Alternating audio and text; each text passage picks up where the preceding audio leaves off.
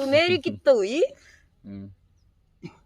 बोला है इसने तो बेरा पट गया। बुढ़ी ने सोची बहू ने बेरा पट गया और तेरा करेगी जीना आराम।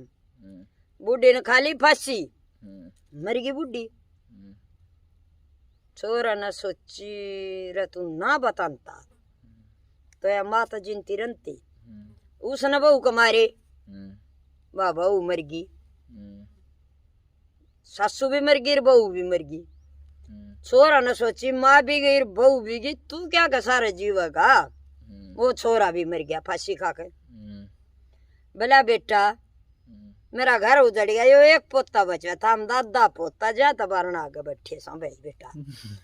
और भाई सुनता गिनता होता बीरबानी ने सारा भेद देना नहीं चाहिए बेटा। बीरबानी ने भेद नहीं देना चाहिए। बोला बेटा या ले या कहानी समझ जा तो एकला बैठा सू बालने में मारा घर की या कहानी।